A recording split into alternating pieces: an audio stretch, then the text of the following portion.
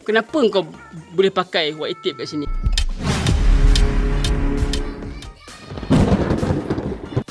Okay, Assalamualaikum dan selamat tengah hari. Saya ni yang lebih pada pemeriksaan masalah wiring. Tengok apa masalah kat aircon ni ni white tape ni. Tak boleh letak.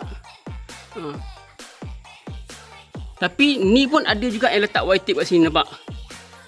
Kenapa kau boleh pakai white tape kat sini? Sedangkan saya yang bukan orang aircon pun tahu white tape tidak dibenarkan pakai untuk penyambungan cooper. Benda ni dah berpuluh kali orang cakap dah, banyak kali. Tapi tetap masih lagi ada orang yang buat. Tunjukkanlah dia pakai white tape kat sini. Macam tak ada je dia buat, nampak? Kan? Jadi dia malas nak buat tape balik. Dia malas nak buat dia punya ni. Dia skru betul letak white tape.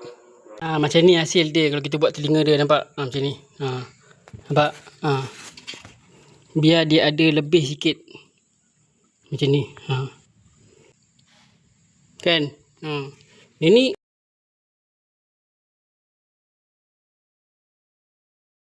aircon saya dah pasang. Kita tahap kesejukan dia. Tapi sini dapat 6 dah, nampak? Kan? Alhamdulillah lah. Ni bahagian outdoor dia. Sekarang outdoor tengah berjalan lah. Dah tak ada masalah lah kat sini kan. Semua okey. Dah settle semua lah. Tak ada masalah lagi.